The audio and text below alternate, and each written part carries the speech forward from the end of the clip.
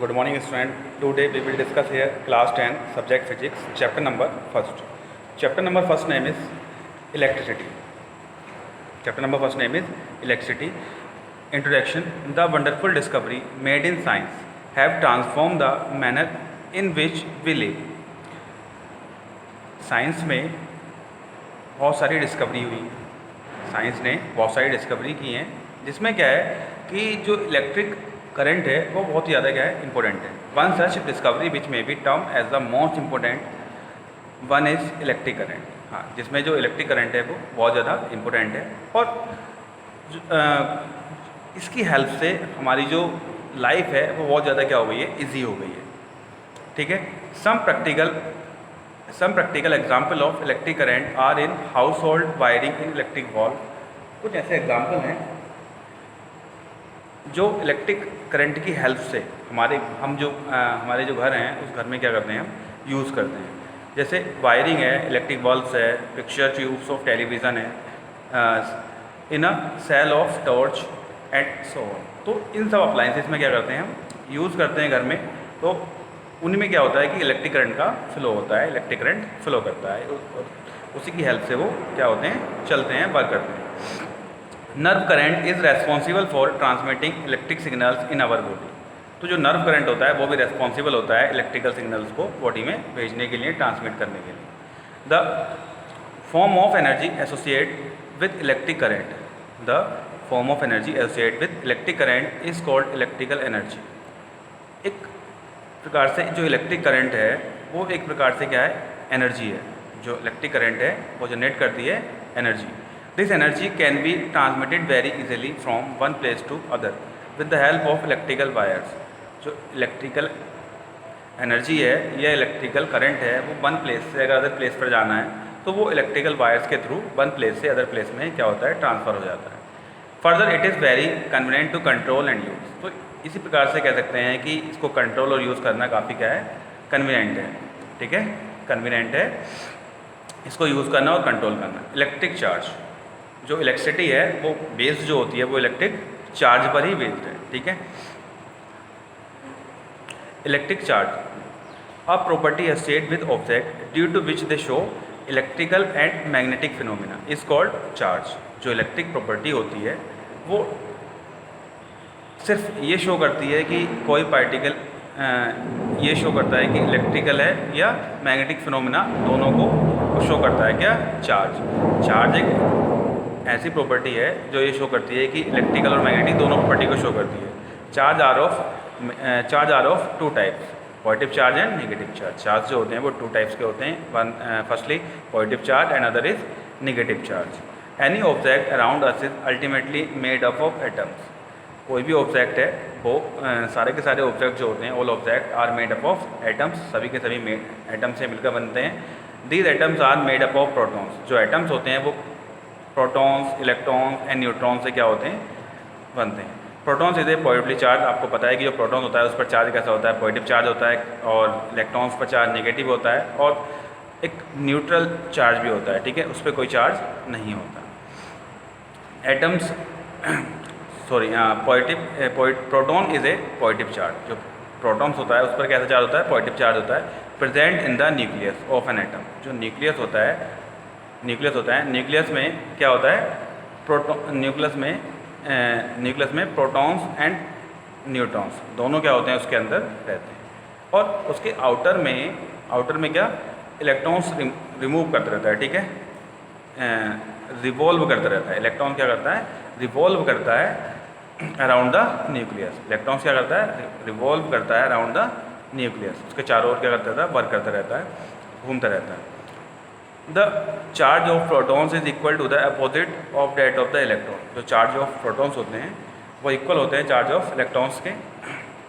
N atom is electrically neutral because number of protons is equal to the number of electrons. जो atoms होते हैं उसमें number of protons और number of electrons आपस में कैसे होते हैं, इक्वल होते हैं. ठीक है. तो मीन्स क्या है, चार्ज, इलेक्ट्रिकल चार्ज जो है वो एक ऐसी प्रॉपर्टी है जो ये शो करती है कि कोई भी ऑब्जेक्ट को वो इलेक्ट्रिकल प्रॉपर्टी और मैग्नेटिक प्रॉपर्टी दोनों को शो करती है. वही उसको क्या बोलते हैं, चार्ज. ठीक है। और ये टाइप्स में अगर बात करें तो टाइप्स 2 टाइप्स के हुए, पॉजिटिव चार्ज और negative charge. Okay, next topic है हमारा चार्ज ऑफ एन ऑब्जेक्ट, कि किसी भी ऑब्जेक्ट को आप चार्ज कैसे करते हैं। An atoms can be charge if the number of protons is made unequal to the number of electrons. तो कोई भी बॉडी अगर क्या हो, चार्ज हो, तो वो चार्ज सिर्फ उस टाइम पर होगी जब प्रोटॉन्स और इलेक्ट्रॉन्स के नंबर आपस में क्या होंगे, इक्वल नहीं होंगे। ठीक है, तो प्रोटॉन्स और अगर उनके इलेक्ट्रॉन्स के जो नंबर्स हैं वो अगर आपस में क्या हो जाएं, अनइक्वल हो जाएं, तो उस कंडीशन पर आप बोल सकते हैं कि जो ऑब्जेक्ट है वो क्या है, चार्ज हो गया। दस any object which is charge has unequal number of protons and electrons. तो इस प्रकार से अगर कोई भी बॉडी चार्ज है तो उसका मीन्स क्या है कि उसमें जो प्रोटॉन्स हैं और इलेक्ट्रॉन्स हैं वो अनइक्वल नंबर हैं। One body of charge an object is by rubbing it with another suitable object. तो अगर इसमें एक एग्जांपल लेते हैं चार्जिंग का, ठीक है, तो उसमें क्या होता है कि अगर हम एक बॉडी को दूसरी बॉडी पे क्या करते हैं, रब करते हैं, तो वहाँ पे क्या होता है, चार्ज क्रिएट होता है। फॉर एग्जांपल, इफ़ वी रब a glass rod with silk cloth, the glass rod develop a positive charge and silk cloth an equal negative charge and silk cloth and equal negative charge। हाँ, तो इसमें क्या है कि जैसे glass लिया हमने, ग्लास रोड और सिल्क क्लॉथ, तो दोनों को आपस में क्या करते हैं, रब करते हैं, तो उसमें क्या होता है, जो ग्लास रोड होती है वो डेवलप करती है पॉजिटिव चार्ज, और सिल्क क्लॉथ जो होता है वो नेगेटिव चार्ज शो करता है। Where did the charge comes from. अब सोचिए ये चार्ज कहाँ से क्रिएट हुआ।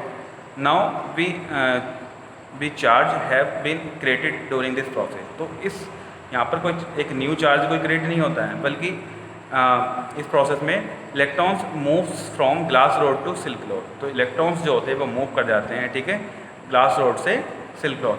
This makes glass rod positive charge. तो इस प्रकार से जो ग्लास रोड होती है वो पॉजिटिव चार्ज हो जाती है, और जो सिल्क क्लॉथ है वो निगेटिवली चार्ज होता है, सिल्क क्लॉथ पर निगेटिवली चार्ज होता है। Similarly com acquire a negative charge when रब विद ड्राई एयर। उसी प्रकार से अगर कोई भी जो कॉम है, कॉम पर क्या होता है, निगेटिव चार्ज होता है व्हेन, जब उसको रब किया जाता है ड्राई एयर में। जब ड्राई एयर में अगर कॉम को क्या करते हैं, रब करते हैं, तो जो कॉम होता है, कॉम पर नेगेटिव चार्ज होता है, और ड्राई एयर पर, ठीक है, कॉम पर नेगेटिव चार्ज होता है, और जबकि ड्राई एयर पर पॉजिटिव चार्ज। ठीक है, this is because electron move from hair to comb. तो जो इलेक्ट्रॉन्स होते हैं वो मूव कर जाते हैं, ठीक है, कॉम से hair. It is important to note that it the electron which has got transferred and not proton. ठीक है, तो यहाँ पर जो होते हैं सिर्फ ओनली इलेक्ट्रॉन्स ट्रांसफ़र करते हैं, जो इलेक्ट्रॉन्स होते हैं वो ट्रांसफ़र होते हैं, ठीक है, प्रोटॉन्स जो है वो ट्रांसफ़र नहीं होते। This is because protons are held together in the nucleus by extremely stronger nucleus force of attraction. इसके पीछे जो रीजन है, वो जो प्रोटॉन्स होते हैं वो न्यूक्लियस को काफ़ी स्ट्रॉन्ग तरीके से क्या करते हैं, बाइंड रखते हैं, and extremely strong nuclear force of attraction. तो इसलिए वहाँ पर जो फोर्स होता है वो न्यूक्लियर फोर्स बहुत ज़्यादा स्ट्रॉन्ग होता है। Under ordinary conditions nucleus can not be broken. इसलिए कह सकते हैं कि जो न्यूक्लियस होता है इसको ब्रेक नहीं कर सकते। Another important point is that electrons are held in atoms by net attractive force. और जो इलेक्ट्रॉन्स होता है वो एटम्स के आउटर लेयर पर क्या करता है, रिवॉल्व करता है, और प्रोटॉन्स जो होता है वो न्यूक्लियस में रहता है। तो आपस में क्या होता है, उन पर जो नेट जो फोर्सेस होता है वो आपस में क्या कर सकते हैं, बाइंड रखते हैं। जो इलेक्ट्रॉन्स होता है वो और प्रोटॉन्स के बीच में एक फोर्स लगता है, वो उस अट्रैक्शन के कारण ही, ऐसा नहीं होता है कि जो इलेक्ट्रॉन्स है वो न्यूक्लियस में आ जाए। ठीक है, तो इस प्रकार से उसका वहाँ पर क्या होता है, एक फोर्स लगता है जिसकी हेल्प से वो उसके अंदर नहीं आ पाता। ठीक है, in different kind of atoms the force by the electrons are held in different.